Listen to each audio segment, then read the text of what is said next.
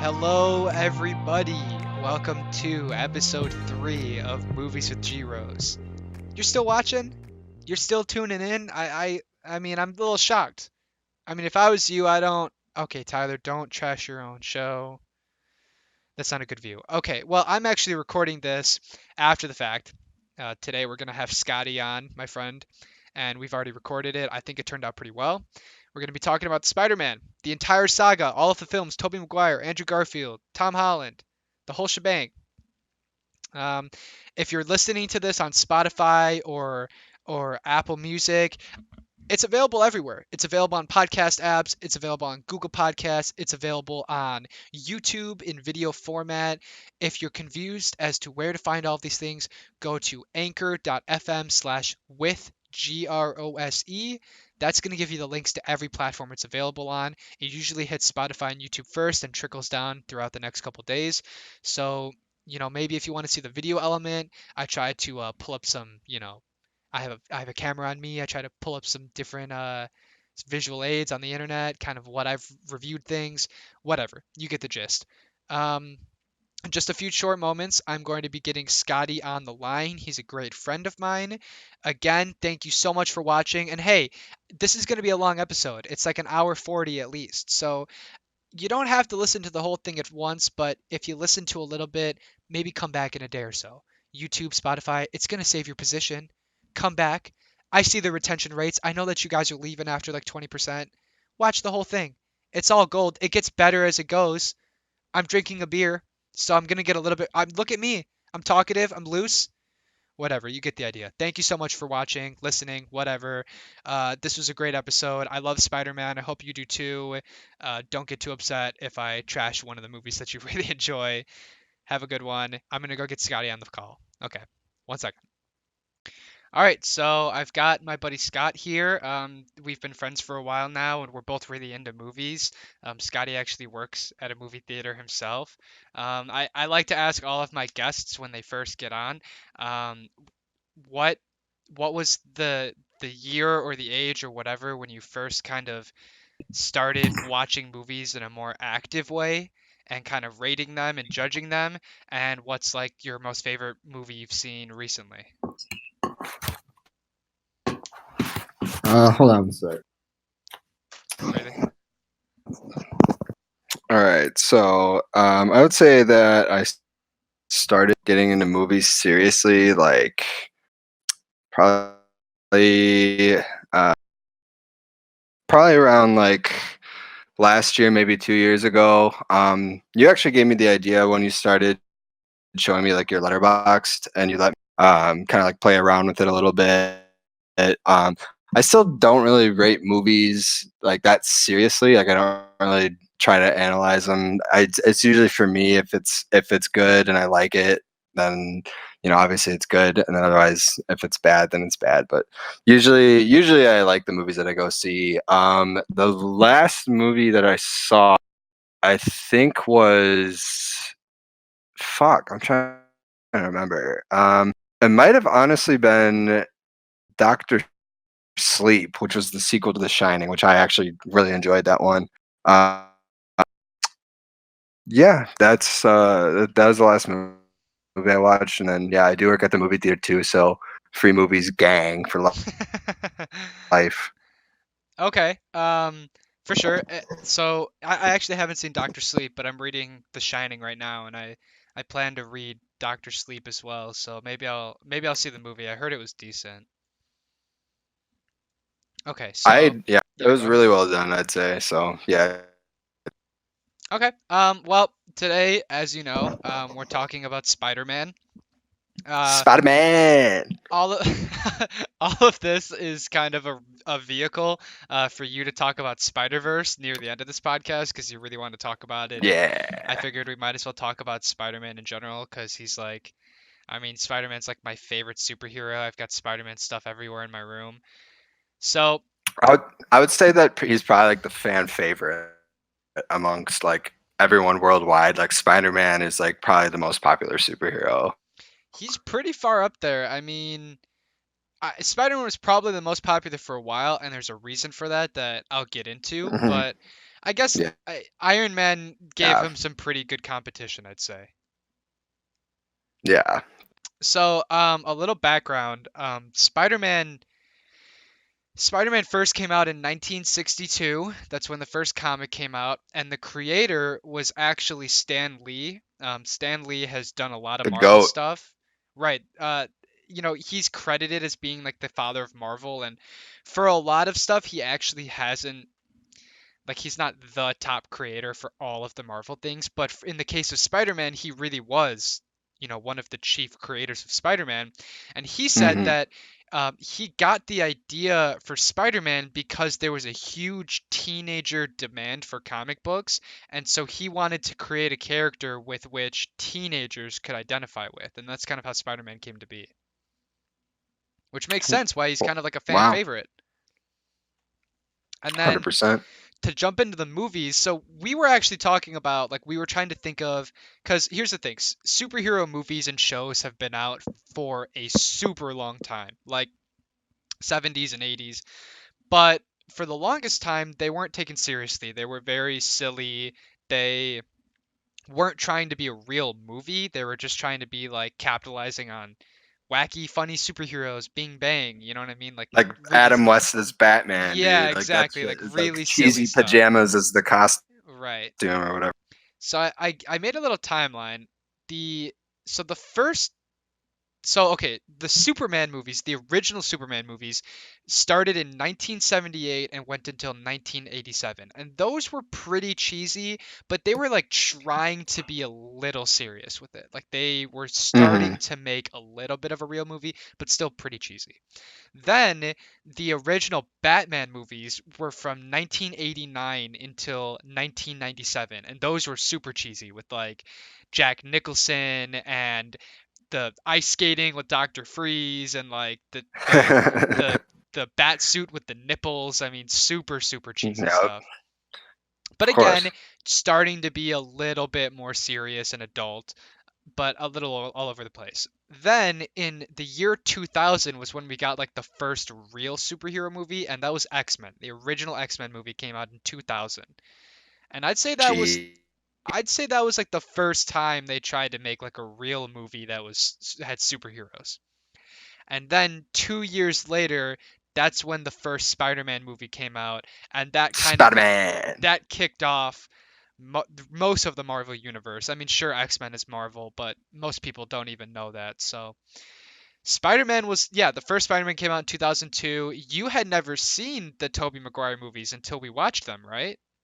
Well, I saw them, but it was like literally like when they came out, which is probably when I was like 7 or 8. So obviously with drinking and smoking and shit, you don't remember that. So, um, but yeah, it was good to just watch them and get refreshed a little bit because they're actually good movies. Like I forgot how pretty damn good they were for the time anyway. Like for coming out in the early 2000s, like the CGI is pretty clean, and the story is actually really good and really like not like insanely believable, but like it's definitely more believable than like the other superhero movies that came out early. Yeah, I totally get that. I would definitely say that they were better than I remembered them being as well. It specifically the first one is a lot better than I remembered it being because, Yeah, yeah. everyone talks about how much they love the second one, and people kind of like they talk about how much they love the third one in like an ironic way, but no, I feel Mm. people don't really talk about the first one. I think the first one is better than the second. Personally, I liked it more. I don't know how you feel. Which one did do you feel like you liked the most? Um, I would say that probably the third one is I'd say is the weakest out of the three for sure. Really? Because like by the yeah, I mean by the third one, there's like three villains in the third one that they're just trying to follow like like all three of the stories, and I feel like that's kind of difficult, and the actual plot of the movie gets lost a little bit. But I mean, it's good action scenes. But anyway, yeah, honestly, I would agree with you that the first one is probably the strongest one out of the three for sure. Yeah, the the first one. was surprisingly good. And I remembered a lot of the beginning of that movie from my childhood. I don't know if it's just because like stupid kids will throw on a movie and watch it for like 20 minutes and then like kind of forget about the rest of it.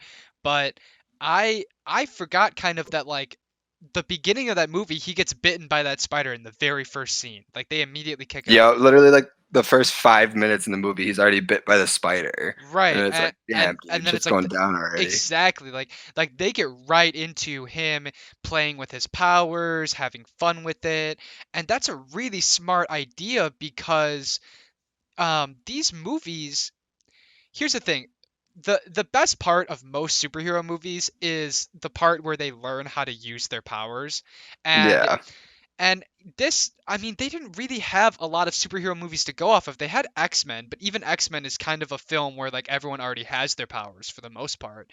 And all the movies before that don't really explore like a young guy learning how to use their abilities. So this was kind of the first time that they did that and they nailed it. I mean, right off the bat, he's climbing up the wall, he's doing the funny little, he's trying to figure out what hand movement to use to get the webs out. I mean, there's a lot of really funny moments in this. But everyone looks like they're in their everyone looks 25 or older. yeah, playing what, like High freshman in school. high school or whatever the fuck. I think they're supposed to be maybe juniors or seniors in high school. The timeline in these Okay, movies is not concrete at all. Like you can tell it's really ambiguous. Like the first movie they're in high school, yeah, but you don't really know where in high school. The second movie he's yeah, in college, but you don't know. They never tell you when in college he is. He could be a freshman, yeah. he could be a junior or senior, you never know. And then what? In the third movie he graduates college, right? Or no, I Um, don't remember. I haven't seen the third in a while. Did he I graduate or well, no? I just watched the third one today, so it's like fresh in my mind. But there's nothing about him graduating from college or anything. You get the sense that he's out of college and he's just trying to be a photographer for the Daily Bugle and photograph Spider-Man like for a So job he's or whatever. so he's never in college in the third one, and they never show him Yeah, as graduating. far as far as I can remember. Yeah. Okay, I mean that's what it's so weird. Like the timeline's all over the place. Like okay, so the first movie I really enjoyed. I think the villain's pretty solid. I think the comedy is pretty solid as well. But it made me realize that the reason that the second one doesn't do it for me quite as much is because uh it takes itself really really seriously. Like it's pretty much a drama through and through with a couple funny moments. You're, Like t- there's you're talking about the second one? the second one, yeah. I mean, all of them are pretty dramatic, to be honest. They all kind of take themselves seriously, but I feel like the second one especially has a lot of like it's not full of funny moments. I feel like the first and the third are funnier. That's true. That's just the feeling that I got. The action sequences are all decent, but again, the age thing is so weird. Like in the second movie, he stops that train, and the guy, The meme train. yeah, dude, he stops the train, right? And the train, the members of the train are carrying him around or whatever, and they set him down. And that guy looks at him, he's like, "He's just a kid. He's no older than my son." And it's like, dude, that's a 30-year-old man.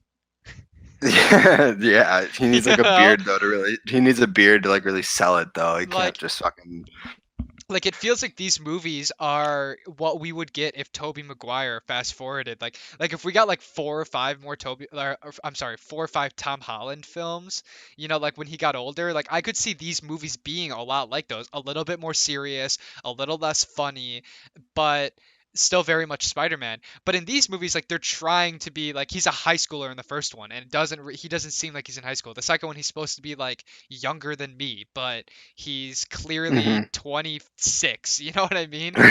At It's least, dude, at least 26. and I think the age thing is really important because like the movies are supposed to I think they still appealed to teenagers, and in the early 2000s they did this all the time where teenagers were played by people in their 20s like constantly. So it was easier to overlook, but now going back, it's so clear that they're older, especially now that we have like Tom Holland who looks young.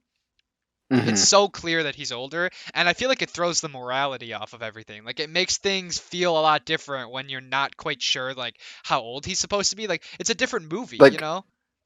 it feels like it's maybe like less like a less relatable character in some senses, Yeah, because no, 100%.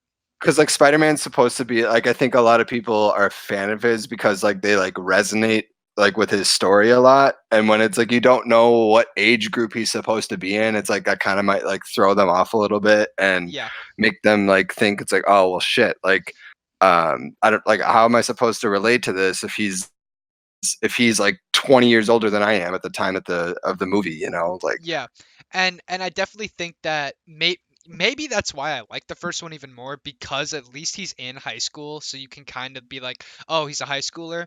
In the second and third one, like, he's in college in the second one, but there's like a couple scenes of it, it's not very clear. And the third one, it's like you have no idea, like, it's just so yeah, you have unclear, like. absolutely no clue. Yeah, it's so unclear, and it's not the end of the world, but it's definitely like looking back on it, Spider-Man's age has always defined who Spider-Man is, and so Yeah, it's also weird how in between the first movie and the second movie, like it's hard to gauge like what like like when you don't know the time frame, it's weird. Like maybe we're spoiled because we come from this Marvel age now, like the MCU, where the timeline is so concrete, you know exactly when and where everything is happening. So when you go back and you yeah, watch these movies, it's like, well, in Spider-Man 1, he's a high schooler. We don't know what year in high school. He could be a junior, senior, we don't know. And in college, in the second movie, he's in college, but again, we don't know where in college. So, like, how many years passed? Was it 2? Was it 3? Was it 1? How many years passed in between those movies? What was Spider-Man yeah, doing in between those movies? Has he just been Spider-Man? It's like yeah. these It, film yeah, it loses its cohesiveness throughout yeah, the trilogy. I'm happy that they knew that they wanted three movies from the get go, but like they got to keep the story like cohesive. At least like give us like one scene so we at least know kind of generally like where the timeline is and like what how old Peter is. You yeah, know, like yeah, 'cause, like literally the third one just loses all that. You never actually know like what year of college he's in, if he's in college, if he's graduated, if he's doing his masters. Like you really don't get a scene like that in yeah, the third one. yeah. And I think it may be. I mean, it's okay. They did what they could, right? Like the second movie, the whole main Yeah, theme is Spider-Man trying to balance being a superhero with his personal life, and that's a theme that's central yeah. to all of Spider-Man, And so they did Hmm. what they could. They actually did a pretty good job of it. I'm not trashing on these movies by any sense, and the CGI is No, better than I remember. they're good watches Yeah, for for sure. sure. And like you said, the third movie has actually pretty great CGI. Like the fight scenes are actually pretty dank in the third movie, if I Yeah. remember correctly. I just finished watching it, and it was like the end fight with Sandman, Venom, and Goblin. And Venom, it's like the part where it's like at the end, and Venom's like holding Spider-Man by his neck, like on this pole, and then the Mhm, Sandman is just mhm. like fucking beating the shit out of him, dude. It's like holy shit, dude. Like It's pretty Spider-Man dope. might actually not win this shit, you Yeah, know? Like it's it's good to pretty see sick. that. I actually really enjoyed the third movie. It's tied for my favorite. Like the second movie is actually my least favorite. The first and the third are actually my favorite. I think the third gets a lot of hate. I think that um I think I like the third movie so much because when Peter Parker gets infected with Venom, I love that he's trying to be a cool guy, but it's a nerd's version of what a cool guy Yeah. is. And so He's like like trying to walk cooler. He's like giving yeah, the finger guns at all the girls yeah. and And shit. the, It's like, come on. but the thing is even the girls in the movie, like they're not impressed, you know what I mean? Like the girls on the Yeah, street are they all giving look him at him and they're weird like, looks. Yeah, so like I've heard some people try to criticize the movie that are like, oh well, he's supposed to be this cool guy, but he's acting like such a dork. But like those people are missing the point. The point is that this is what a nerd like Peter Parker thinks a cool guy is, and he's so far yeah. from it. And Yeah, it's he's the so good dorkiest person in New York City, and he's trying to be all fucking hip and with the shit. emo hair, and it's just like he turns into just the worst human being ever. Like there's that one guy, Yeah. like he's so mean to Brock for like almost no reason, and it's just like he's just such. Well, Brock was being fake as fuck when he's like trying to take credit for taking that awesome Spider-Man That's true. shot, but then Peter realized right away, he's like, "Yo, this is fake, man." Like, and then I mean, Because he's I guess Spider-Man. he did take I guess he did take it too far. Yeah, I mean, but he it's was he like was just really I don't know. overly aggressive and kind of a, especially since Brock wasn't didn't Brock come up to him and he's like, I'm your biggest fan or whatever. Like he really clearly really admired Peter Parker and wanted to be like him. So I like think something like that. I yeah, think I'm so. pretty sure there's a line where Brock says Yeah. something like, "Oh, I'm a big fan of yours" or something, and clearly he Yeah. wants to be taking pictures with Yeah. Spider-Man and stuff. So like, though I mean the whole premise of Venom is Spider-Man taking it too far, right? Like taking that with great power comes great responsibility and taking it too far and realizing, well, when you have more power, you have even more responsibility and it all went up. Mhm. I mean, Venom is such a turning point in the Spider-Man comics, in the Spider-Man story, and we still haven't really seen it done since that movie, and I think it did it pretty well. Him ripping off the Venom suit in the clock tower, like there's a lot of iconic moments in that film, and I think Com- yeah, Compared to the Tom Hardy Venom movie, which we'll talk about later. yeah, Um, but I'd say the Venom in Spider-Man 3 was pretty decent, and yeah, I like that they got the whole like they added like a little alien shit in there because Venom's supposed to be from like another planet, and it's yeah, like he crashes onto Earth like a fucking alien would, and it's yeah, like that was pretty cool to see. yeah, Um, yeah. They did yeah, it pretty well. so yeah, I'd say compared to the actual Venom movie, like the standalone Venom movie that came out last year or whenever the fuck it was, I'd say the Venom from Spider-Man 3 was still better, even though he was only in Yeah, it for like half the movie. yeah. But like still, like the Venom standalone movie is absolute booty cheeks, and we all know that. Also, my one of my favorite parts of Spider-Man 3 is when they're creating Sandman and there's that shot of Sandman trying to stand up and he keeps like falling apart and stuff as he's standing up. The CGI in that scene is so dope. It's actually really fucking cool. Um, there's a lot of really really great shots in that movie that like are way ahead of its time. Like there I believe Yeah, a couple of X-Men movies had come out at that point and like CGI had gotten a little bit hmm better, but I'll tell you, man, they really tried to make an they action did. triple A film out of Spider-Man 3, and I respect it. Okay, so uh, any final thoughts on the Tobey Maguire films before we move on to Andrew Garfield? Oh God. No, the Tobey Maguire movies are actually really solid, and I'm glad that we decided to rewatch them this Yeah, past week because it yeah, was good to just refresh a little bit, yeah, because it's actually very impressive how they go about the whole movie. yeah. There's a bunch of like little small picky shit, like Mary Jane getting tied up like 800 times. Um, it was just nice to see they actually put a lot of effort into those movies for the time they came out in the early 2000s when we're all like little kids and shit. Like Yeah. that's like revolutionary shit right there. So definitely check out the Tobey Maguire movie. Yeah, again, I was impressed with them as well. It's been a while since I've seen them. I mean, I've seen the second and third a fair amount, but the first one stands up as well. Um, I keep saying, oh man, I gotta stop. The we'll jump right into the Andrew Garfield films. I don't have a whole lot to say on them. I haven't seen them pretty much since they originally came out, and I don't think that you have either.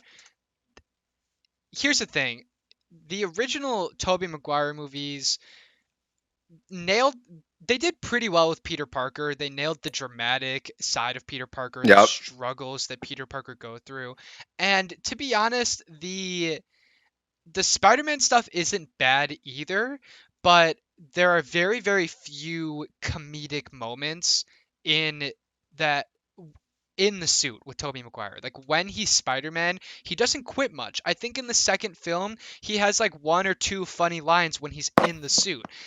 The Andrew Garfield Yeah. films are kind of the inverse, where like Peter Parker is trash, but once he gets Oh, into that Spidey suit, garbage.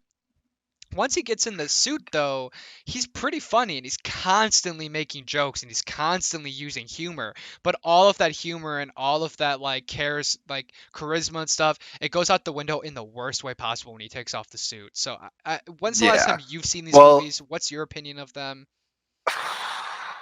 well, let me see I think I'm in the same boat with you that I haven't watched the Andrew Garfield Garfield movies since like they came out, basically. So I was kind of just like looking at reviews to like refresh my memory, and I kind of forgot about like some of the shit that happened. They're not like I don't know. I wouldn't say they're good movies by any means. I guess they're not terrible, but Okay. there's definitely a lot of stuff that they missed the boat on. Yeah.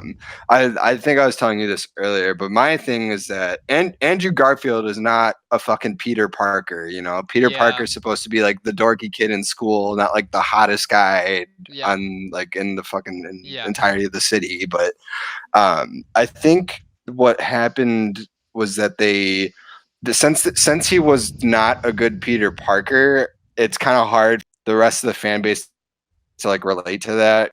Like I said earlier, the Yeah. Spider-Man's supposed to be like a relatable character or whatever. It's like Right. nobody can really relate to Andrew Garfield, like the tall, like hunky guy. Like I don't know. It Just was like weird. he's Yeah. not Peter Parker. Yeah. Yeah. It's just weird seeing Andrew Garfield as Peter Parker when Peter Parker is supposed to be a fucking dork. Yeah. So I that's why I like Tobey Maguire so much because his Peter Parker was amazing. But I Yeah. will say I like Andrew Garfield's Spider Man, and then I think Tom Holland balances the two out like pretty Yeah. perfectly. Like I Tom I would Holland's a good agree. mix of like dorky looking, and he's also a good ass Spider Man. So I agree. that's what I like. Well, I But was sorry, I was gonna say with the Andrew Garfield ones, as far as I know, and like it just doesn't seem like he cares about stopping people. He's more just doing it because someone killed his uncle, and so he's not being Spider-Man because he wants to help the city. He's just becoming Spider-Man because he wants revenge on the person that killed Uncle Ben. But it doesn't even okay. really seem like he doesn't really seem like he really cares that much about Uncle in the story in the movies, I guess. And I guess they focus a lot on his parents from the beginning, which isn't even a Spider-Man thing at all. Like it's always about his aunt and uncle or whatever. It's like his Okay. parents have never really been involved in the stories, I guess. Okay. So that was one of the gripes I had with it. I don't Interesting. know how you feel. That's a lot of good points. I never thought of that. Here's the thing. It it's funny because the Andrew Garfield films, they nail so many things surrounding Spider-Man, but they mess up Spider-Man himself in such a core way. And what I mean by that is, okay, so let's break it down a little bit. The Tobey Maguire movies finished in 2007, and then the Andrew Hmm. Garfield movies didn't start until 2012. So there's a 5 year Yeah. gap, which is pretty. That's half a Hmm. decade. That's pretty substantial, actually. People were really, really nervous to Yeah. see a new Spider-Man, right? Now, the thing that's interesting that we talked about a little bit actually is that the original Tobey Maguire films actually take a lot of liberties when it comes to adapting the comics, and it's not a bad thing. It's just it's very rare that you see people adapt things instead of directly copying them. Typically, when Hmm. there's a book or a comic or whatever, you just directly copy it. In the Tobey Maguire films, like Yeah. what I mean, for instance, is like the webbing comes out of his wrists. It's not Yes. it's that's different. The villain is also different. So in the comic books, Green Goblin is like the 11th or 12th arch nemesis that Spider-Man has. He's way down the line. And so the fact that they Yeah. picked out Green Goblin as the first was again a an anomaly. It wasn't normal for them to go that route. So jumping forward to Andrew Garfield, they nailed a lot more of that. I mean, first of all, the casting is pretty dope. I mean, casting Andrew Garfield on the surface as Spider-Man, Peter Parker, isn't the worst decision if they tried to make him a little bit more Mm-mm. nerdy. If they threw some glasses on him, Yes. if they made his hair look a little bit worse, if he dressed a little bit worse, if he wasn't a skater, like, you know what I mean? Like, if they tried to make him nerdier, they could have. Yeah. I He agree. he the Emma Stone as the love interest, I love Emma Stone. I mean, she's like actually a phenomenal actress, so to cast her in a Hmm. Spider-Man movie actually sounds dope. Like it's not often that we get like legitimate hard-hitting actors to be cast in a superhero movie after they get famous or whatever. So that's good on the surface. Yeah. Andrew Garfield's got the Like webbing. on paper Right. On it was paper, all of this sounds good. Though he makes the webbing devices for his wrist. That sounds dope. The villain mhm. is Lizard for the first film, which is like the sixth villain or whatever in the comics. Um, Yeah. my one of my complaints is I think the suit is kind of bad. I think the eyes don't look very good.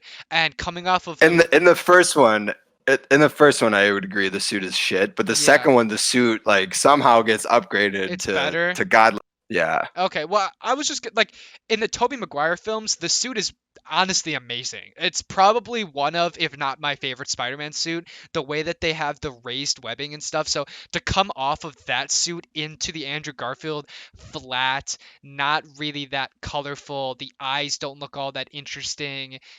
That's a bit of a downgrade. So yeah, so it's just like, and again, the point that you bring up is really interesting. The fact that Spider-Man in this movie is kind of doing everything for the wrong reasons. He's doing yeah, things for revenge. He's doing things because yes, he's angry. And it's funny because it's almost like some executive somewhere said, okay, the nerds aren't that cool because nerds have kind of made a renaissance. Like recently, like in the last like hmm 4 or 5 years, nerds have kind of been like a cool thing again. But around this time, like 2012, 2010s, like some executive was like, all right, nerds aren't cool. We don't want to relate to nerds.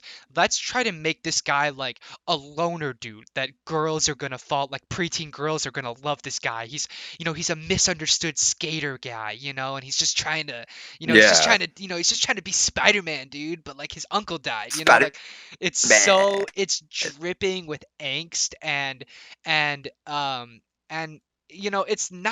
it's not garbage on paper, but then No, on top of all of that, it's just a poorly made movie. It's boring, it's yes, all over the place. You don't care about the yep. villain, you don't care about anyone.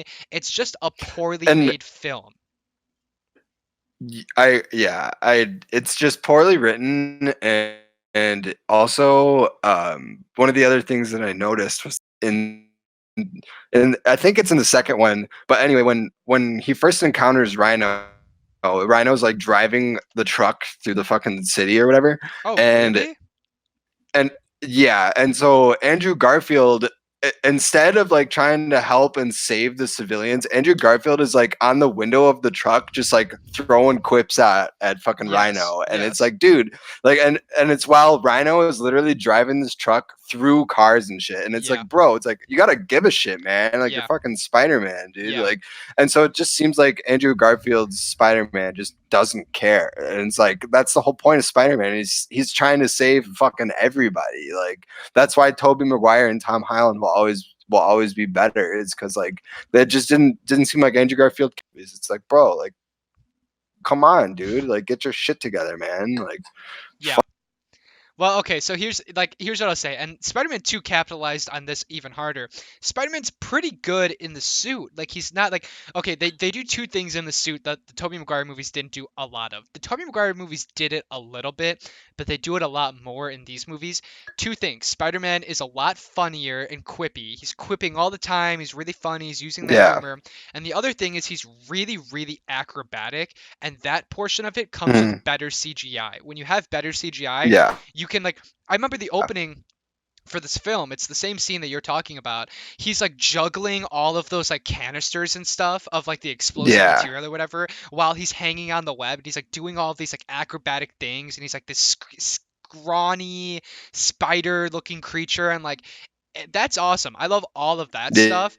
But yeah, again, it's yeah, just it's a poor. I will. They upgraded the eyes. The suit looks a lot better in the second one. I'll agree with you. The mask and stuff looks. I'm looking at it now. yeah, It actually looks pretty sick, and it looks like they almost yeah, did the Tobey Maguire thing where they made the webbing raised on top of the suit instead of in like recessed in the yes, suit. It looks pretty yeah, dope actually. But yeah, again, it's like it's a shame that this movie's just poorly made. Again, it's like the guy yeah, cast as Harry Osborn is, he's Harry and he's supposed to be like this likable character, but from the beginning he's like it's casted by that one dude that everybody hates.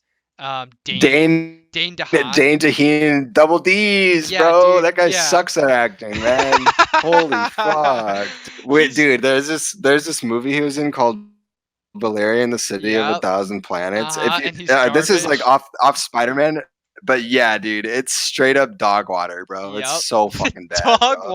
He water. is the main dude. He's the main lead, and I wanted to punch him in the fucking mouth, dude. He pissed me the fuck off in that movie. But that's off Yeah. topic. But it's all good because we had to fucking tell everybody how much Dane DeHaan or whatever, however you pronounce his last name, like Yeah. he sucks. So just don't Yeah. fucking watch any of his movies. Don't support this guy.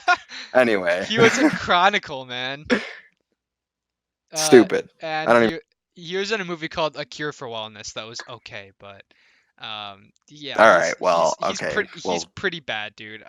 But he always plays yeah, he's like typecasted as this like he's typecasted almost as like what Peter Parker is supposed to be if he looked like if you took the writing yeah, for Peter Parker in this movie, the angsty guy that no one likes, but you made him look like he was if you made him look how he was written, it would look like Dane DeHaan. yeah, You know what I mean? dude. Um, Oh my god, bro. Okay, so let's talk about in the second Andrew Garfield one, what Dane DeHaan or Deheen double D's Double when he D's. fucking shows up, dude, as the new Green Goblin, and it's just like he looks like a fucking crackhead, dude. It's unbelievable, bro. Like literally, look at it. Like he first of all he needs like Spider-Man's blood to live or whatever. That's what he determines because Was he has this weird ass. was that what it was? That's what it was, and he's like, I need your blood, Spider-Man. And then Andrew Garfield comes in and he's like, nah, dude, I'm not gonna do that. And Yeah, then I'm good, bro. so like he fucking takes he becomes the Green Goblin, and when he comes back at the end of the movie, he's literally like, dude, look it up, bro. He Oh, literally I'm looks like looking he at it, just man. dude, it's like a pound of crack, and then he went to go fight Spider-Man, bro. That's exactly what he fucking A pound of crack goes to dude. fight Like I Spider-Man. swear to It's God, pretty garbage, man. it's Yeah. pretty bad, bro. I mean, like, And it's like, come on, man. yeah. I mean, I just wish they tossed a mask on him, man. I don't see what's wrong with that. You know, or you know the. Even if he's supposed to be the Hobgoblin, or I mean, I guess he is the Green Goblin. I don't know, man. The Green Yeah, Goblin and the Hobgoblin look better in the originals. It's just, dude, with the hair, bro, the hair, dude. dude. Oh my Come on, dude. What are you doing? there's a couple like again another thing that the Tobey Maguire movies take a liberty on the love interest because in the comic books it starts with Gwen Stacy, she dies in the clock tower, and then they move on to Mary Jane. And that's exactly what this movie Yes. does, where he starts with Gwen Stacy, the first and the second movie. It's funny because the first movie with Garfield came out, everyone's like, who the hell is Gwen Stacy? Like Mary Jane is supposed to be the chick or Yeah. whatever, you know? And that clock tower scene Yeah. is pretty awesome. It's actually straight out of the comics, down to the way that she dies Really? with the webbing and her snapping and hitting the ground. I mean, all that stuff's completely right out of the comics. So again, it's like, Wow. you could tell that there were people that read the comics and they're like, okay, let's just translate this directly into the film. How bad could it be? But then the writing all around it was just garbage, and it's just a They shame, you know? it could have it could have been a lot better. And the thing too is that they also left at the end of the second one that there would be a third one, and maybe the Yeah, third one could have like cleaned some of the shit up and like they maybe teased been the a whole little bit Sinister better. But it's Six. like, yeah. And then of course Disney rented out fucking Spider-Man, and Yeah. that shit went just fucking Yeah, out the well, window. So then after now we get the Tom Holland one. um after the Amazing Spider-Man 2 came out, I'm pretty sure it was a box office failure.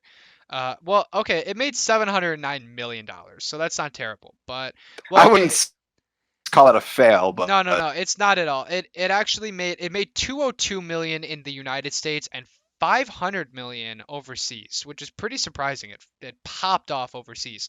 But yep. it's fair to say that American audiences really didn't care for it. It's sitting at a 52% on Rotten Tomatoes with an average score of 5.8 out of 10, which I would say is generous. This film is not a 6 out of 10 That's in my very opinion. generous. I would give this film That's a like gift. yeah, I'd give this film like maybe a 4 out of 10. You know, Yeah, maybe.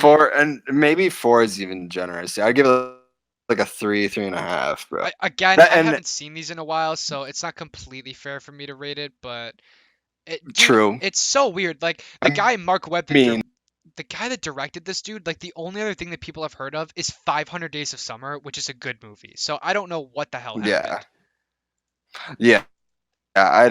Maybe he's just not cut out to be the fucking director of Spider-Man. Or maybe it was one of these things where the studio really just dug their claws into the movie, where it's like you got an entire executive board that's telling you what the movie is supposed to be. I mean, dude, we've been talking about the second film for a while now, and we haven't even mentioned the other main villain in the film, which is Electro.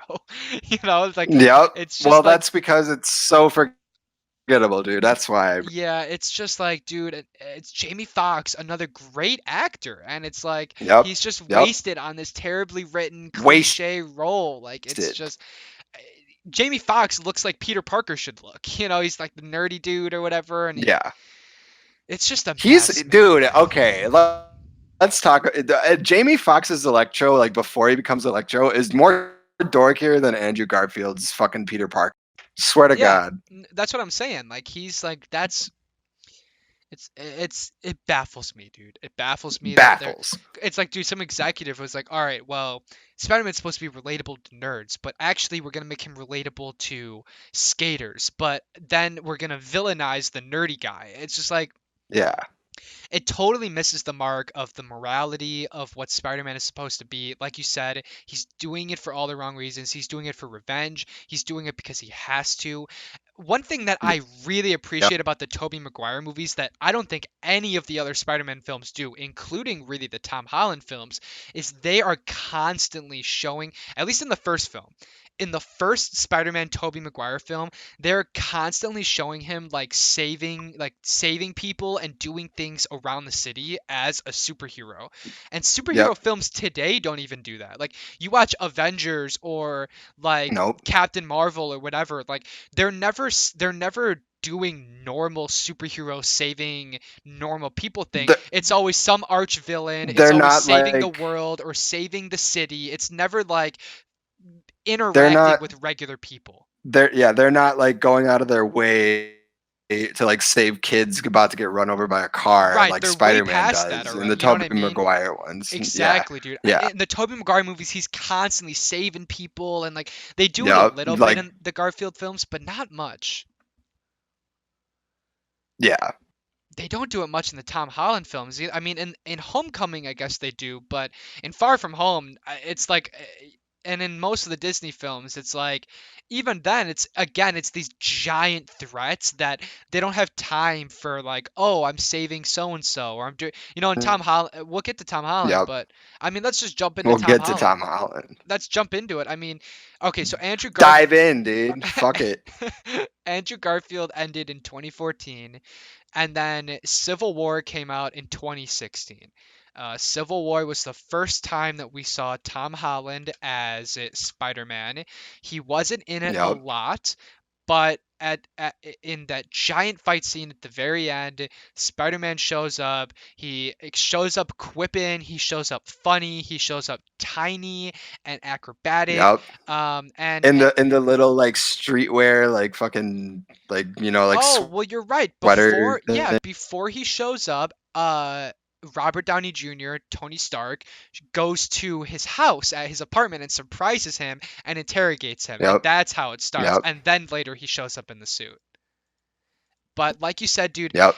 Tom Holland is young in this. He actually looks like a high schooler. He is clearly a nerd. From the very first scene with Tony Stark, you've got this brilliant Tony Stark character who's supposed to be, a mastermind.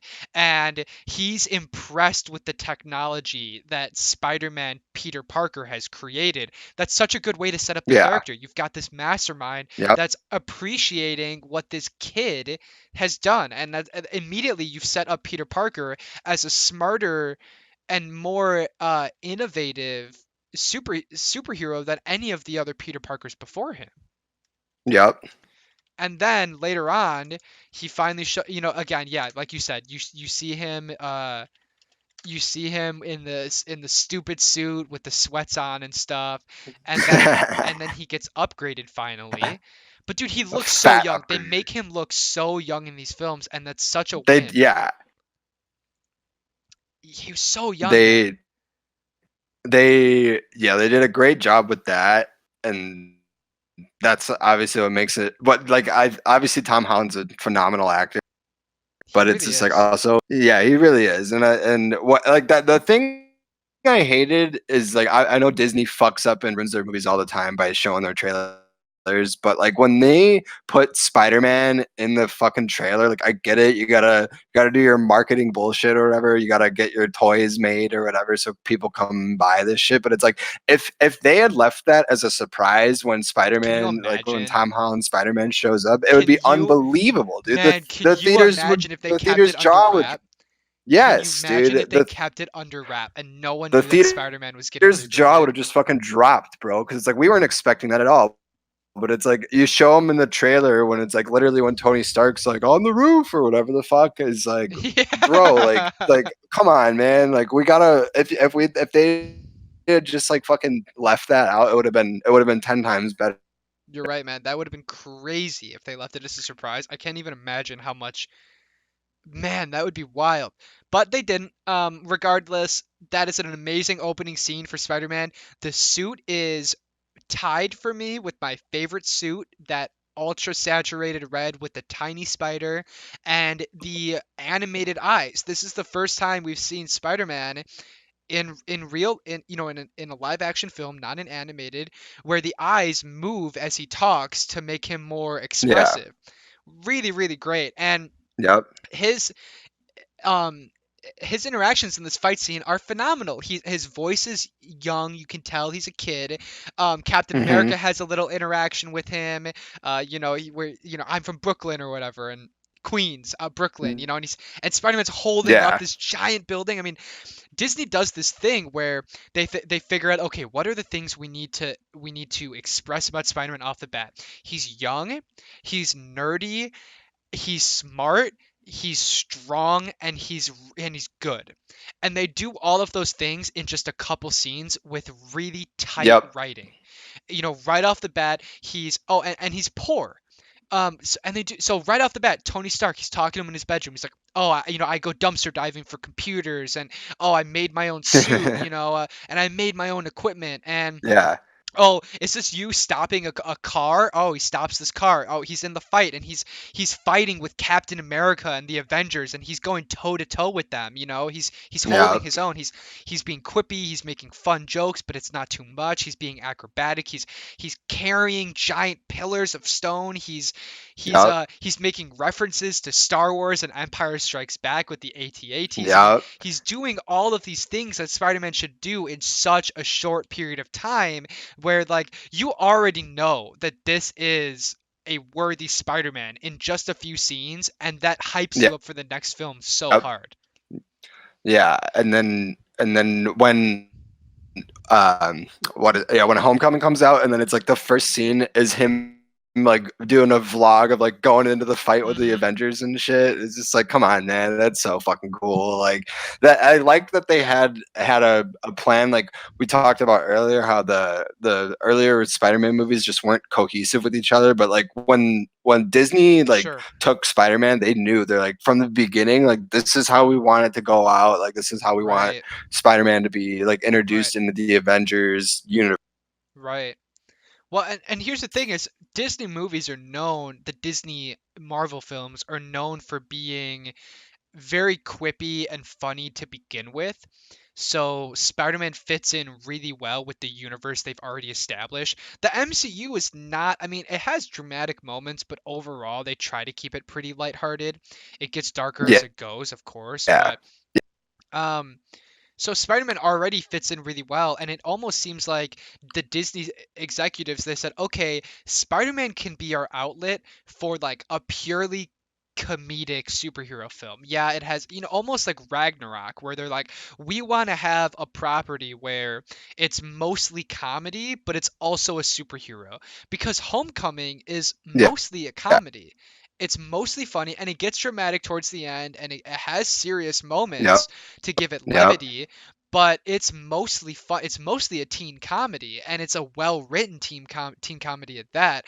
And so it's like, dude, they nailed Yeah. everything. They nailed Peter Parker as a nerd. They nailed him in the suit as Spider-Man. They nailed the balancing of personal life and Spider-Man life and trying to work out how you balance those as a teenager. Yep. They carry that theme Yep. through Homecoming and Far From Home, where it's like, he's just a kid and he's being held back from doing teenager things. I mean, they nail every theme of Spider-Man along the way, Yep. all because Sony finally said, okay, Disney, you can make the movies, we'll take a cut of the profits and we'll call it there. Yeah. I mean, we all know how that turned out.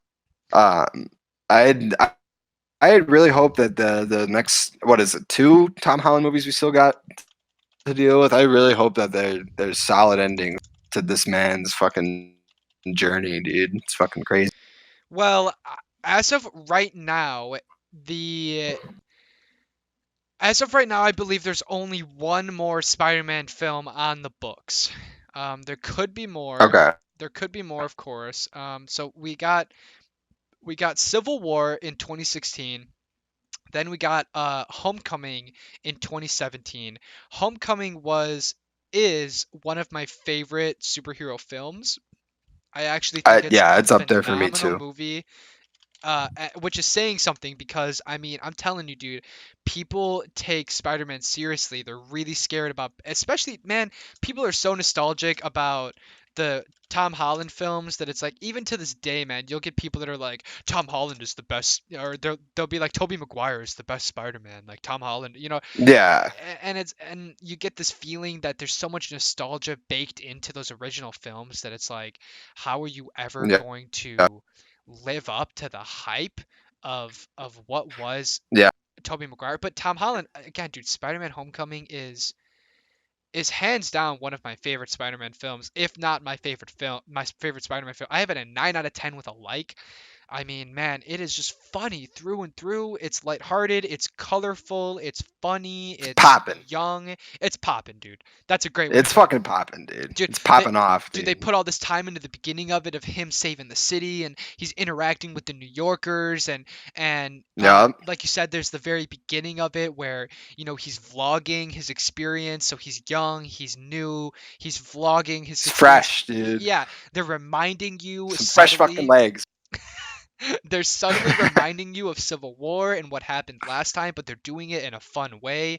They're showing you how he got the Yep. new suit, Yep. and then on top of all of that, you get to see him blend with the Avengers. You get to see Iron Man show up, and you get to see him interact with a living, breathing superhero world, which we've never seen before. And so it's like they really just nailed it with Homecoming, Yep. Yep. 100%. and then And and then then 1 year it's later we got Infinity Infinity War War. after. Yep. Correct. Yep. And Banger of a movie. yeah, he was pretty central to Infinity War. He finally got the new suit where he's got the Iron Spider suit now. Um, he And then has and Tony knights him into the and he's like, "Congratulations, kid!" And he like smacks him on the shoulder or whatever. He's like, "You're an Avenger." yes, And then it like zooms in yes. on Holland's face, and he's like smiling hard as fuck. It's like, damn, bro, Yes, like dude, he's a fucking yes. Avenger. He's finally an Avenger. He is going after really big problems. He's just a kid, but he's going into space, and they make sure to give levity to those moments and to be like, this is just a kid. He's on a spaceship, and he's too young for this in reality, but he's giving it his all. He has plenty of screen time, and they really use his powers like in that last fight scene with Thanos. Like he's whipping around, he's doing Oh crazy yeah, thing, he's saving people. I mean, he's an integral he's a member of the machine. Avengers, man. Yeah, you can tell he's really valuable to the team. And then at the end of it, he dies. He gets snapped away, and it's such a Yep. momentous moment for fans and for Tony Stark that and it was such a huge moment that it became a meme. Like, I don't feel so good, Mr. Stark stuck with people so hard, and it made people realize how much they do care about this new Spider-Man. Like like I like to, when I watch these movies, I realize that, okay, so around the time that Infinity War came out, they had put out these new films where they had Black Panther, they had Doctor Strange, they had Spider-Man, and Guardians of the Hmm. Galaxy. They had these new characters, and it's almost as if the executives thought to themselves, okay, well, audiences might still be tepid on these new characters. They might still be a little hesitant on Black Panther and Hmm. on Spider-Man. So what do? They take those characters away from us at the end of Infinity War to remind us that we actually do like those characters, you know? So when Hmm. Spider-Man gets taken away from us, we realize, oh, he actually is a great character and I'm gonna miss his ass. So they kind of Yeah. nail it with that, huh? Well, also if you notice when they snap everybody, it's all the original Avengers that are still standing. Right, Like right. after he snaps everybody, like all the new characters are gone, and it's literally the people from the original Avengers movie that are still left, which is like pretty Yeah. iconic, I'd say. Which sets up Endgame really well, so it's one last Avengers film for them. Uh, yeah, it's iconic for sure. And Infinity War I actually enjoy a little bit more than Endgame, so that's a different You said conversation. you liked Infinity War more than Yeah, Endgame, yeah, I would give them both a 9 out of 10, but I think that Infinity War is more consistently a 9 out of 10. I think that Endgame is most of the time an 8 out of 10 and movie then like with the a last fight scene's like a nine right. out of ten Exactly. Like it's type it's an shit. I think it's an 8 out of 10 movie with a bunch of really great scenes and an amazing ending that pushes it to that 9 out of 10. But I think that Infinity War all the way through is a 9 out of 10 with a 10 out of 10 ending. So I give Infinity War a little bit more. I think it's a little bit better. Yeah, that's Plus, fair. plus, it's the first time that they brought together all of. I mean, it has so many superheroes and side stories that they blend Oh, together. Like it's, yeah. you know, Endgame is still more of a linear film. It's not as split apart necessarily as Infinity War. I feel like Yeah. they did the impossible, man, and Spider-Man fits in perfectly there. Then 2019, we get Endgame. Spidey comes back at the end. He has his heartfelt moment with Tony. It wraps up that whole arc as his father figure, and he is kind of knighted as the new Iron Man. And that's where they pick up in Far From Home, which is also 2019, and Hmm. it's the The end last of movie that phase three or exactly end of phase four? whatever phase they're on. Yeah. It's the last Marvel movie that we've gotten after Endgame, and they really dive into this idea that he is the new Spider-Man, and he's too young for it, and he doesn't know how to deal with it, and oh. Hmm. And then in Far From Home they get Mysterio, and that brings us back to the villain part of it, where Vulture is the second bad guy in the comic books. He's the second bad guy, and Hmm. so they knock it out of the park with Homecoming.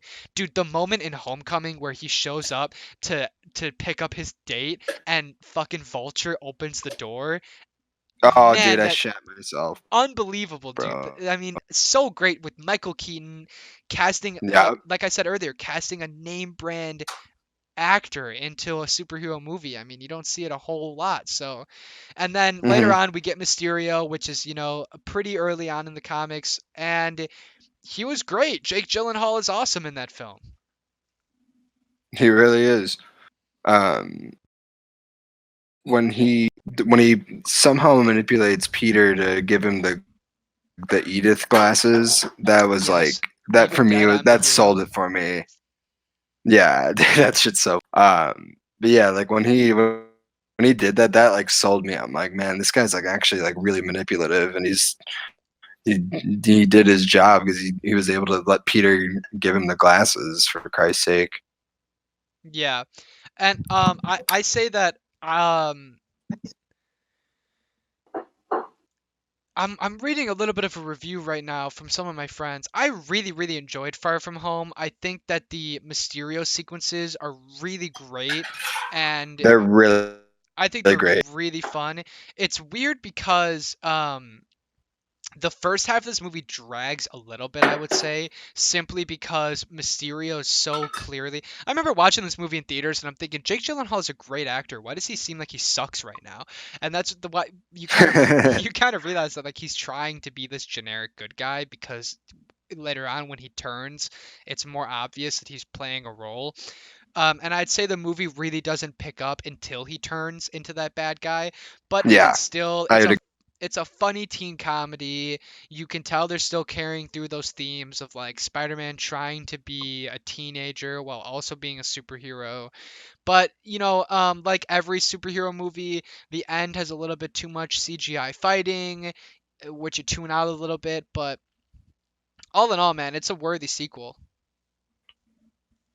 well do and well of course we get the end of at the end of Far From Home, the after credit scene. He where like after Mysterio's like, don't worry, like I've got a contingency plan, and then it goes to the video in Right. Times Square with Spider-Man going like Tom Holland going like yeah X, and then the next thing you see is J. Jonah Jameson from the Yeah. Tobey Maguire movies coming back, Yes. bro. Oh my Yes. god, See, I man, remember. the way they did that shit was unbelievable, bro. Well, now you've actually seen the Tobey Maguire movies again, and so I would. I mean, does that have a little bit more of like an oomph moment for you now that you kind of remember how integral Dude, he was? yeah, I like I recognize J. Jonah from the Tobey Maguire ones, Sure. but yeah, now after watching, damn, dude, like they literally might bring Tobey Maguire back, Dude, like my if they, jaw I don't know, hit man. the I don't, we'll, floor when I oh, in dude, theaters. I was like, I, "Oh my God, dude, they did yeah, it!" I was literally like, what the fuck, dude? Oh Like, how are God, they that gonna was do really us like good. that, man? Yeah, I But that the way they went about that was absolutely amazing because now, like at that time, you like heard how Phase 4 is gonna be all like space and like futuristic, like fucking like shit like that, you yeah, know. well, So yeah, well, I'm excited for what they want to do for it, man. If they end up bringing the Tobey Maguire back in some way, that'd be fucking insane. well, okay. What I was gonna say is it's interesting that there's a lot of parallels to make between Iron Man and Spidey because at the end of the Iron Man film, the very first one, he reveals his secret identity as Tony Stark, which is the first Yes. time I've ever seen a superhero do that. I mean, that was Yeah. monumental, right? Like that's crazy. Yes. And so in this film, he's kind of supposed to be the new Iron Man, and then the irony is, as at the very end of it, his secret identity gets revealed, and that's how the film ends. Yep. Which I don't Yep. think they've ever done in the comic books. I don't think that's ever been a thing where people know who Spider-Man is. That's completely new, Yeah. uncharted territory, which is Yep. interesting. It's a fun cliffhanger. I'm a little nervous to see how they pull it off because it's completely going to change the dynamic of how he handles all of his personal interactions from here on out. It completely changes the character. So I'm a Yeah. little nervous to see how that's going to work, but I mean, there's enough issues with Spider-Man. As most people know, Spider-Man had this whole thing with Disney where Spider-Man, there was rumors that Spider-Man was being pulled out of the Disney universe, that he was no longer going to be able to be an Avenger, that Sony was. Hmm. There's rumors that Sony wanted a bigger cut and that Disney said no, and so Sony pulled out, and then Yep. audiences lashed back. No one wanted that. People said, "How can Tom Holland be Spider-Man, but he's not an Avenger? He's been set up as the new Iron Man. How can he be the new Iron Man if he's not? I mean, dude, Disney really Yeah, wrote that themselves whole thing into a was just corner. dicey, man. I was depressed, I mean, man. I was so upset. yeah. I mean, straight up, I was talking in the group chat, man. I was straight up depressed that he I was no longer in I it. went fetal. I went fetal for like 2 days, dude. On um, But what's seriously, it called? That, seriously though, yeah, it was just so fucked when that news came out because we were all coming off the hype train of Far From yeah, it Home, and we're wasn't that like, far fuck after. yeah, dude, he's about to lead these goddamn Avengers to fucking Yeah, victory and shit, and it's like now it's like, nah, that's not gonna happen anymore. dude, it's Well, crazy fuck you because too. like, dude, Disney really wrote themselves into a corner where they're like, well, we've kind of like Far From Home just came out. We're setting him up as the new Iron Man. Like that's literally the plot of Far From Home is he is the new leader. You know what I He's the mean? guy. Captain's Yeah. gone. I mean, there's a new captain, but that TV show hasn't come out. We don't know anything about the new Captain America. I mean, so it's like it would be wild. Like, how would they do it? Like, I remember sitting in my backyard talking with you and being like, how are they going to write their way out of this? How are they going to make Spider-Man not in the next Avengers movie? You know what I mean? Like, how are Mm, they going to just like yeah. ignore that? Yeah. After all that buildup, they can't just be like, yeah, nah, he's not it anymore. Yeah, Like, are you serious? Like, come on. Like, at least let him finish out the fucking right, the series or whatever. Which I mean, I right. obviously they made up or allegedly made up or whatever. So like that's all good now. But it's like, still, why even have that fight to begin with? Like, I get it. Like Disney shouldn't have been making only 5% of the fucking profits, but like, still though, like I don't know, that could have been like used for like another time. Yeah, yeah, yeah, yeah. Well, okay. So here's the thing. That that deal got resolved. The studios made up. They probably saw the backlash. There was a rumor that Tom Holland went on a talk show and he said that he actually tried to reach out to the CEO of Disney himself, Bob Iger, that he was a little bit drunk and he called Bob. That Jeez. he reached out to Bob Iger and then one day he got a phone call and Bob Iger was talking to him and Tom Holland supposedly kind of helped convince him to make this deal happen. That's the story, at least. Whether or not that's all publicity to make people love Tom Holland, who knows? But the rumor Yeah. is that Tom Holland kind of saved it. And so, as of right now, there's one more movie with Tom Holland on the books, which is untitled. It comes out 2021, so next year. And again, we don't know anything about Ooh. it. We don't know if he's going to be in other Avengers movies. We don't know if they're going to continue past this. We know nothing. It's unfortunately very possible that Disney is going to see what happened with this deal and start thinking, okay, we need to be prepared to write ourselves out of this. And so I wouldn't be surprised if unfortunately they start writing some stuff that makes it easier to separate him from the Avengers. You know what I mean? Like maybe Yeah. they start doing some things where it's like Spider-Man for whatever reason can't be in the Avengers anymore or something. Like I feel like they need to make their Yeah. options more easily accessible because if that deal actually fell through and never got like I said, how would they have written their way out of that without it being super janky? Would they just killed him off screen? I mean, nothing would have Yeah. worked Like, well. yeah. It would because they have all this buildup now, so it's like Tom Holland's Spider Man has got to get like an emotional, like send off. He can't Right. just like randomly get hit by like some debris in a building falling down. It's Right. like it's got to have like build up and it's got to have fucking meaning, dude. Right. Like, And on top of that, what's really weird now is Venom came out in 2018, which is a movie that doesn't have Spider-Man in it at all because when it did come out, the original deal was still in place, where basically Spider-Man was completely controlled creatively by Disney. So Sony didn't yeah, have the rights to take Tom Holland and shove him in a Venom movie. But rumor has it that now I think that Tom Holland is allowed to be in Sony films, which means that Venom 2 yes, and the upcoming Morbius, we could see Tom Holland show up in those films. Who knows to the extent, who knows how yeah, much they filmed and produced before this deal even happened. But I wouldn't be yeah, surprised if Tom Holland shows up a little bit, and that's kind of weird that Tom Holland is going to be showing up in these admittingly shitty Sony movies as yep, Spider-Man, yep, but he's still a Disney Avenger. And I don't think Disney's going to be cool with that. I think Disney is going to be like, we're allowing our character to be in these subpar movies, and people, the average moviegoer isn't going to know the fucking difference. The average moviegoer, is going to go see Venom or whatever, or Carnage, Venom 2 or Morbius, and they're going to say, "Oh, this is a Marvel movie and Tom yeah, Holland is in it. This must be an Avengers film." And Disney doesn't want yeah. that. Disney doesn't want these shitty, poorly made films on their track record. So I wouldn't be surprised if they write Tom Holland out of the universe as soon as possible, which is really unfortunate. Yeah, I don't know, we'll see how about it.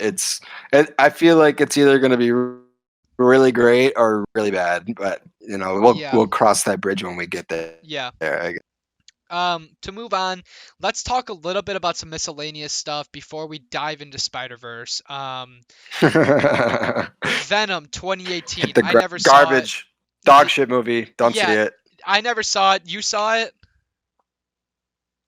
I'm asking you, did you see it? I don't know. I did watch it. It is not good at all, dude. It's Okay. just I heard it's so. I heard it's pretty bad. I heard from some people it's funny bad. I heard from some people it's just It, bad bad. it's pretty funny bad. It's pretty funny bad. But in Okay. terms of like in relation with all the Spider-Man shit going on, it's absolute dog shit, dude. Um, there's dude, I'm dead Well, serious, they man. made a There's so there, they made a movie about a Spider-Man villain without Spider-Man. with no Spider-Man. It's like, come on. All right. Well, anyway, and this is a big spoiler, but you guys aren't gonna go see the movie because I told you not to. So here you go. So there's one. So Venom is like supposed to be like this kind of like vicious, like pretty brutal villain. Sure. And so in the movie, he's like biting off people's heads, and you literally see that. And then within the next like 10 minutes, Eddie Brock is somehow able to convince him, be like, "Yeah, you don't do that anymore. You're gonna listen to me, and we're gonna be good guys." And then all of a sudden, Venom flips, and he's a good guy for the rest of the movie. It's like, dude, like I literally saw him decapitate two people, and now he's all of a sudden he's friendly and shit. It's like that makes Yeah. zero sense, I dude. Like dude, it's fucking terrible, dude. I remember when the trailer came out and I thought to myself, this movie is going to be bad if they make him an anti-hero, and that's exactly what they did. And like here's the thing, if the movie was through and through him as a bad guy, like Eddie Brock straight out It of would have Spider-Man been it would have 3, been him a better. bad guy, it would have been Yeah, better. They could have still made it funny. I heard there's a lot of comedy between Tom Hardy and Venom or whatever. I heard it kind of feels yeah, like it's like I heard that it looks like it's from the early 2000s in terms of CGI and like just the way it's written and yeah. The stuff. CGI Like it is feels not. old. Um Again, I never saw it. The sequel is gonna have Carnage in it. And they Oh, teased dude. Carnage at the end, right? Woody Harrelson with curly Yes. hair. He looks terrible. Because Carnage is supposed to be like He's Carnage is supposed to be supposed to like be really the most intimidating. the most brutal pretty much of all the villains, dude. He Yeah. like the way he goes about killing people is from what I've heard is it's pretty fucking gruesome. So Dude, we'll I just see if pulled up they a picture of Woody Harrelson as Carnage. Oh my god, dude, with the giant curly hair, he looks he so looks bad. like what's that dude's name?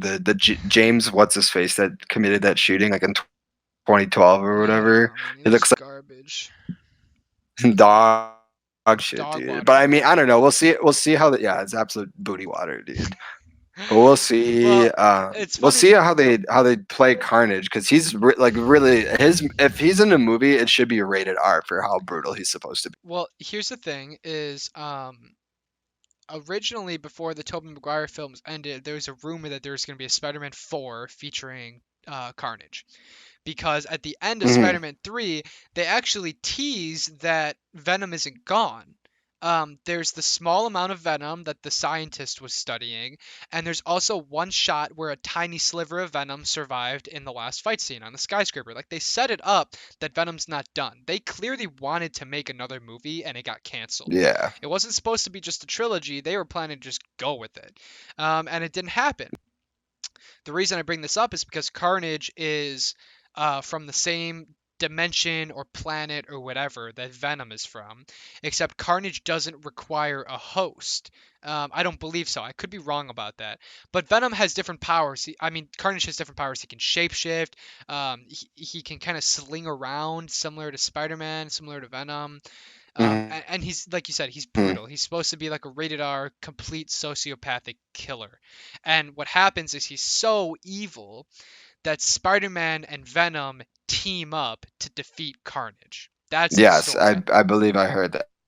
So Yes. now that Venom 2 is in production, I wonder how much involvement Tom Holland will have in it. I wonder if they're going to do that route at all. Is it too late to start that, or is Tom Holland going to jump in and team up with Venom, Tom Hardy, and take down Carnage, Woody Harrelson? Because that's, I mean, that's a Yeah. killer cast.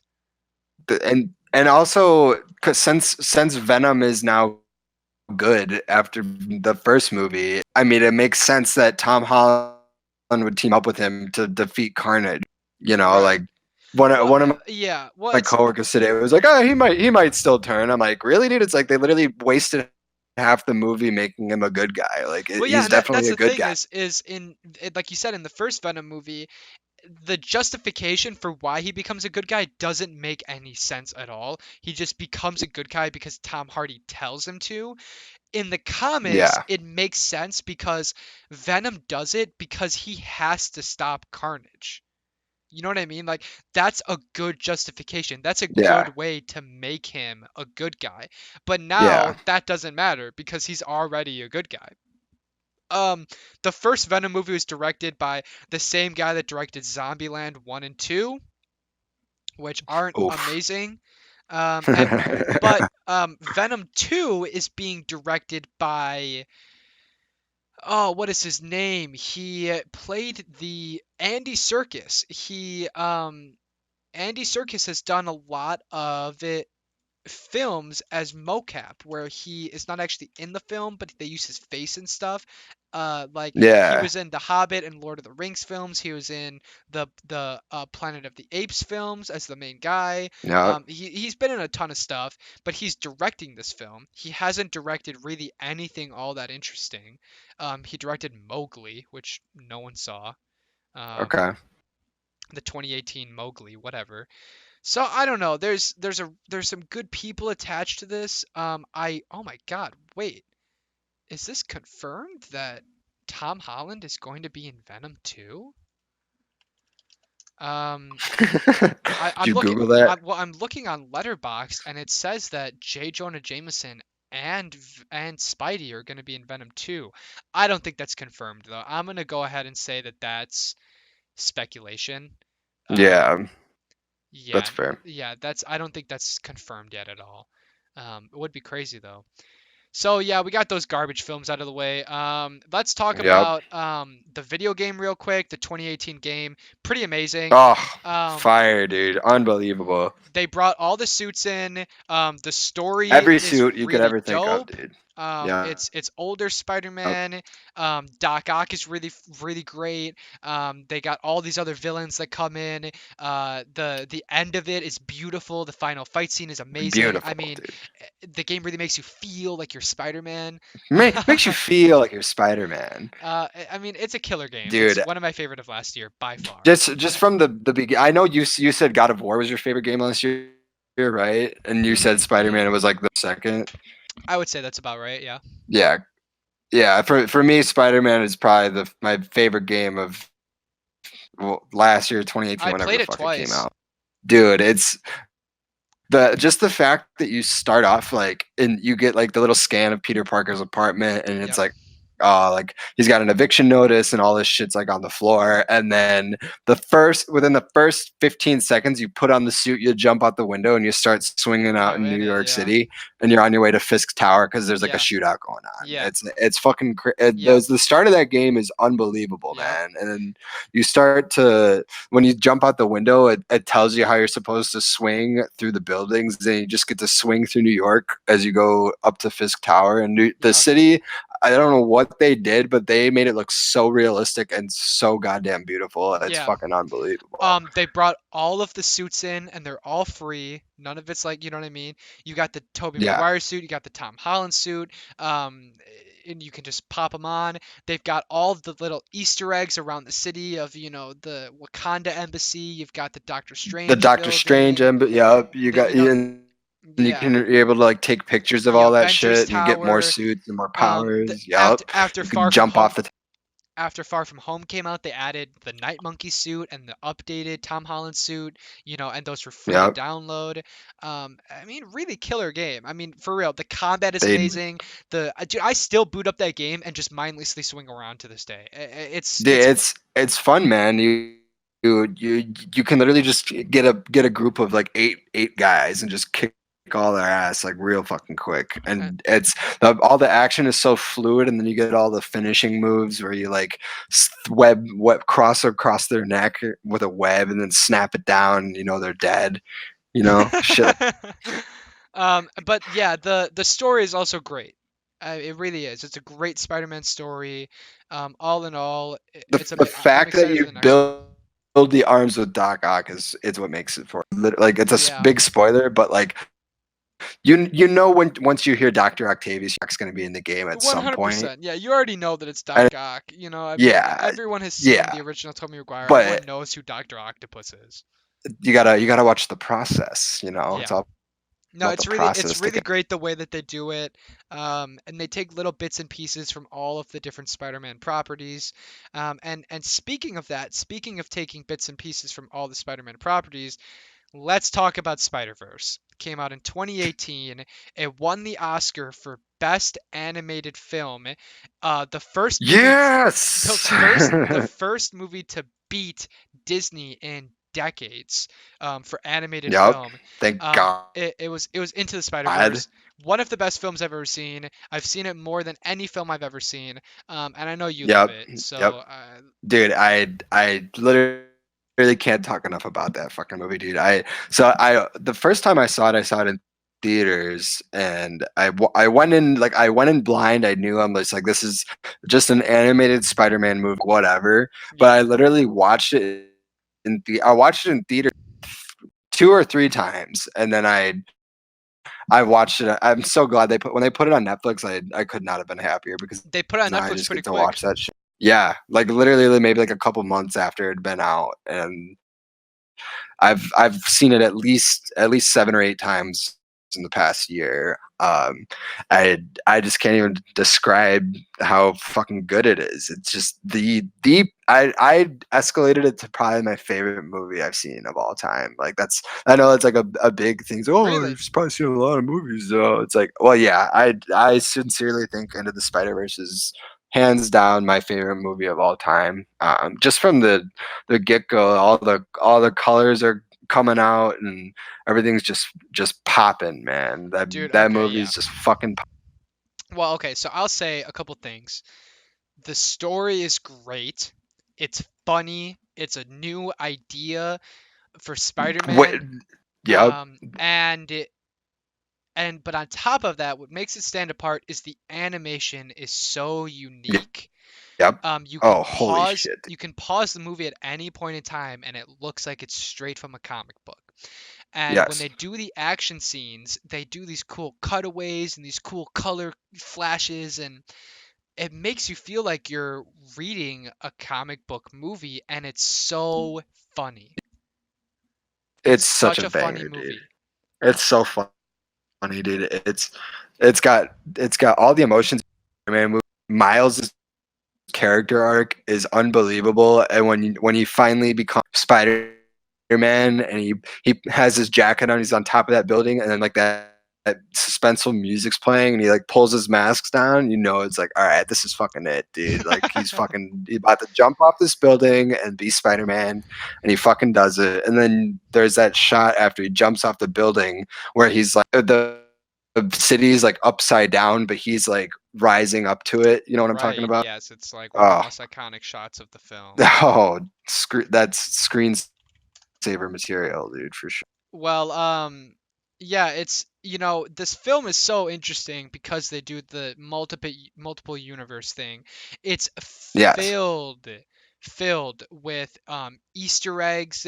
It's filled with details. On Reddit, I'm constantly seeing movie details regarding this of Hmm. like little things that they put in to make it more Yep.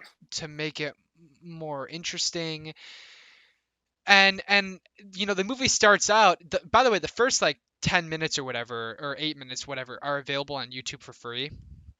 And Really? the beginning of the film is great because it's like the you start out with the top of the line Spider-Man, like best of the best Yep. Spider-Man.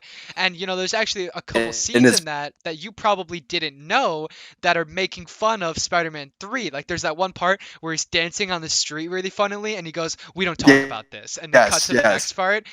That's from Spider-Man 3 when he's like doing the Yes. finger guns and stuff and he's doing Yeah. the weird dancing. And it's like it's immediately off the bat that it's like they're acknowledging all of the Spider-Man that has happened so far and they're trying to just like bring it all together.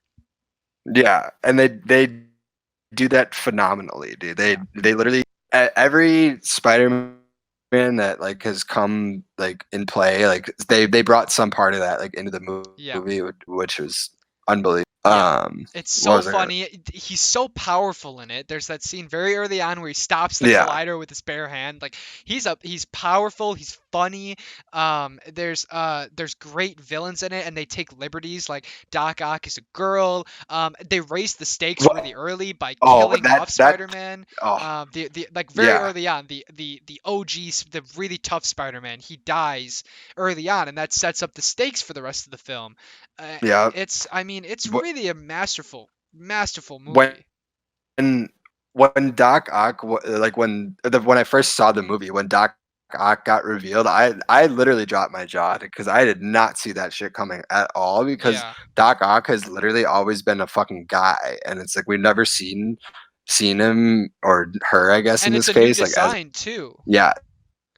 Yeah, It's the like the arms weird are oh arms. my Yeah, they're god. cool. The Yes, they're so cool. They're like weird looking, and they got whenever Doc Ock comes around, they got that weird like eerie music playing in the background for her. Like it's fucking great, man. And then also after then you get Gwen Stacy coming in helping them out like get out of the situation and shit. And then the the fight breaks out at Aunt May's house, and then you get Tombstone, Scorpion, Kingpin, or not Kingpin. Scorpion's Who in else shows it. up to that shit? Um, what Colossus or whatever? And No, I then don't there's think like the it's metal dude. Is what I'm saying. that's Tombstone. I think there's one Tombstone. other person. I've seen this. It's like comes in, but also when you find out that Uncle Aaron is the Prowler, that shit was pretty fucking insane. Yes, dude. I'm telling you, there's a lot of great twists and Just turns. just twists and turning all over the place, but it's fucking amazing, and it all comes together at the end, and it sets up perfectly for the second one, Y- which The I can't second one I is about the next year, second 2021. one. Okay, hell yeah, dude. I'll Yeah. be fucking marking my calendar, Yeah, counting the days. you know what? I hope it's good. It's really hard to do a sequel. At the end of the day, dude, this film is so. I mean, the comedy's great. It has a really, really great understanding of who Peter Parker and Spider-Man is supposed to be. Um, And and you never get like a Spider-Man like coaching kind of thing, but that's what this yeah, whole movie you is. get It's that in like this. Miles. Yeah, Miles was getting coached up to be Spider-Man, and That's a good you've point never gotten because that from like usually he's always learning it on his own, but this is a version where yeah, he has other Spider-Man to help him. That's an interesting take. yeah, yeah, Um, 100%. on Letterboxd, the most common rating for this film is a 10 out of 10. 8 out of 10 is the second most common, and 9 out of 10 is the third most common. So the distribution is just absurd. Everyone loves this movie. If you Yeah, haven't seen it, go watch it. Even if you say you don't like yep. animated films or don't like superhero It's films, just give it a try. It's on Netflix. yeah, It's just a funny, well-made it's fucking movie. free. Yeah, it's just the house is free, dude. I don't really know what else to tell you The about it. house is fucking free, dude. Um, Yeah, 100. uh, and there's a great interview with I think it's David Letterman or it's someone I don't remember who it was, but someone was interviewing Stan Lee, and they were talking about Mm-hmm. how relatable Spider-Man is, and Stan Lee brought up this point that it wasn't how they originally intended it to be, But Spider-Man was one of the first superheroes that was completely masked. You couldn't see their face at all. Hmm. And what happened because of that is because he was a young teenager and because he was masked, he became ultra relatable because you could Hmm. picture anyone being inside the suit. And so Yep. Spider-Man became this symbol for relatability and um That it's like overcoming you could do that. yeah, just overcoming problems in general, overcoming a rough home life, or overcoming a rough school life, or overcoming whatever it was Which, personally, while also taking on the responsibility of a well, superhero. well, like maybe that's a good, like like well, that's a good thing that in this, I think it's the second Tobey Maguire one when he crowd surfed on the train and he's just Yeah, a kid. It's like yeah. that's the whole point of Spider-Man. It's like without the mask, it's just supposed to be like some random like pedestrian like walking Or the street. or it could just Like be some that's the whole. yeah, but like that's like if Spider-Man doesn't have quite as much of an impact if he's some 35-year-old guy. I mean, he Yeah. does and he doesn't. You know what I mean? Like, it's cool because he has a history, he has these villains, we know his story, but it's like, people like him being young and relatable and overcoming problems. That's Spider-Man. You know what I mean? Like, that's his Yeah. his Spider. whole story is overcoming adolescence at the same time as he's trying to become a superhero. That's his whole shtick, you know? Um, Mhm. and so yeah, they really nailed it in this film because it's like not only is it a young black Miles Morales Spider-Man, but you have Spider-Man from all other universes. The whole point is that anyone could be Spider-Man. There's a female Spider-Man, there's Yep. an anime Spider-Man, Even there's a noir Spider-Man, the there's an pig there's Spider-Man. a pig Spider-Man, there's an overweight divorced Spider-Man. Like Yep. anyone can be that character, and so the idea of a multiverse really ties all of that together in a really smart Yep. way. Um, on top of all of that, one really fun theory is okay. So, upcoming soon, there's a Doctor Strange film. Doctor Strange 2, The Multiverse of Madness, comes out Yep. 2021 next year. Between the time travel stuff in Endgame and the multiverse stuff that they're clearly about to do, Yep. Marvel is about to crack open the Yep. the the Pandora's box of basically what happens in the comic books, which is Yeah. anything is possible. I mean, at this point, Iron Man could come back. I mean, Iron Man could step out of that time machine, or he could come from a different universe. At this point, when you're dealing with time travel and multiverse, anything is possible.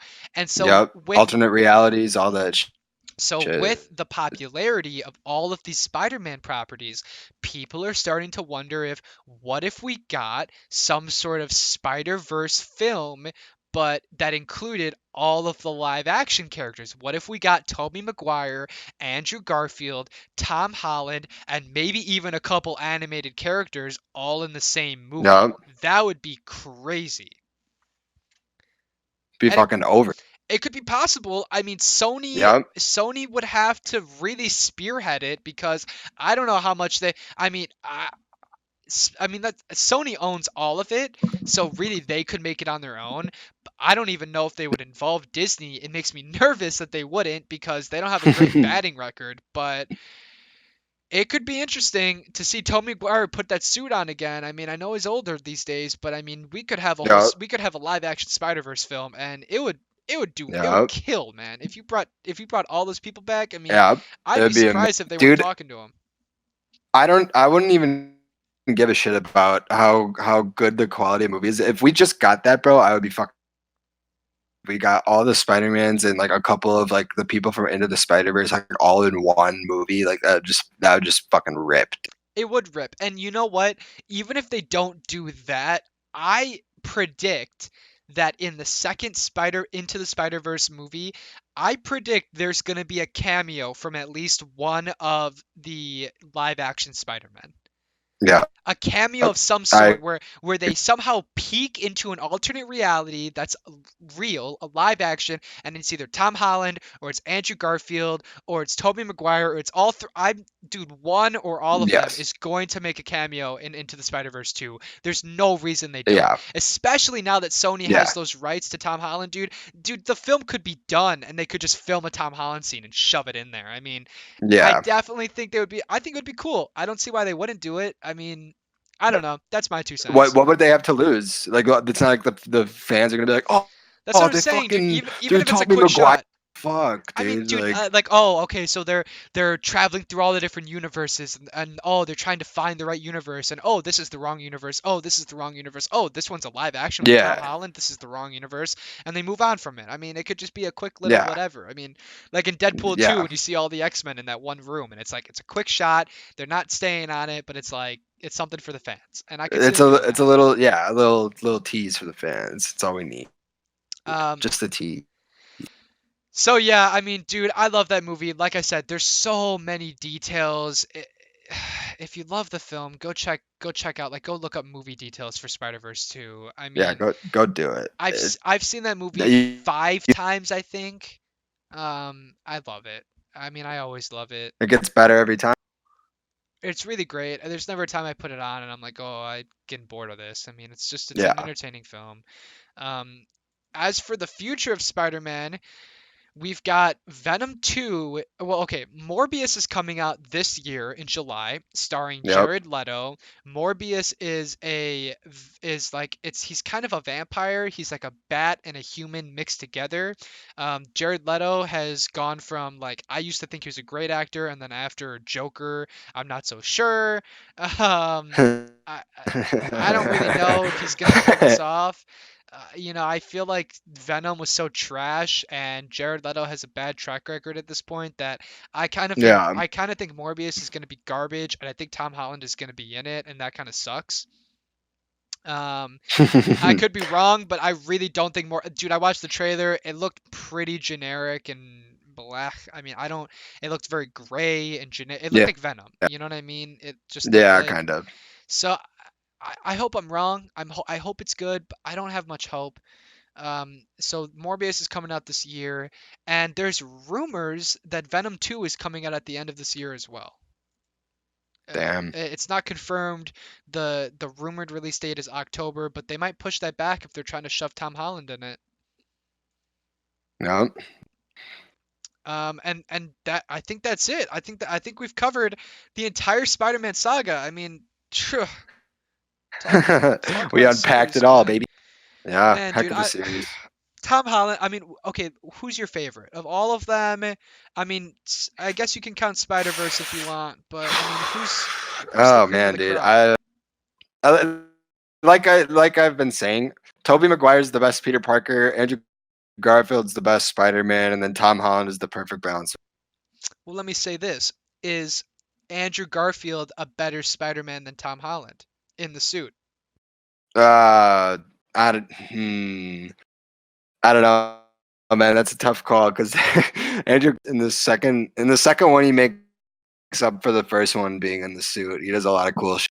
I don't know, man. It's tough for me to say, honestly. It's tough to say because it's not a great movie. Yeah, I don't know, man. I think Tom Holland is better in. I think he's better in almost every aspect. Personally, I think he does it all perfectly. Um, I would agree. That's why I say it's the perfect balance between the two, yeah, between Andrew Garfield and and Tobey. it really irks me when people say they don't like Tom Holland as Spider-Man. I think they don't give him a shot. I understand not They're full of loving MCU, but dude, I mean, here's the thing. If you want to watch a Spider-Man movie that takes itself super seriously, super dramatically, I guess the Tobey Maguire films might be better for you. I don't know. Because yeah, yeah, the Tom Holland stuff is pretty serious, but like Far From Home and Homecoming are really lighthearted comedy films. And yes, if you're looking for something a little bit more down to earth, I guess you could watch the Tobey Maguire films because it deals with a little bit more of like an adult dramatic yeah, issue. But I also think they drag a little bit more. I mean, they're aged films. You know, the fight scenes hold up pretty well, and Yep. the writing is actually pretty decent. But at the end of the day, it's still early 2000s drama. It's gonna drag. Yep. Um, I don't know. There's something about the pacing of the new films that I can get behind. Yeah, that's true. Well, that's it. I have one more question for you before we leave. What is your favorite Spider-Man film? I think I already know your answer. Oh, dude, Into the Spider Verse, man. Not even a fucking question. Yeah, yeah, that's the It's answer number one. my You know what? number one. I think Into the Spider-Verse is probably the best one, but I'm also gonna, Yeah. but I don't know, man. I think Homecoming's a good Homecoming's up there for sure. Homecoming's good competition. Homecoming might be my favorite. I think that in general, I I think I give Homecoming the edge just because it. I don't know, man. It's really hard for me. It's I think both are really hard. really hard to They're do. yeah, they're both different and they're both different in their own way and they're both great for it. So Yeah, for sure. All right, well, that wraps it up. Thanks for joining me. Hopefully you can pop thank you back for in having for me. another episode. Yeah, dude, it was a blast. Pop, pop the poppity pop, dude. Yeah, dude. Yeah, really. Yeah, this episode really popped, bro.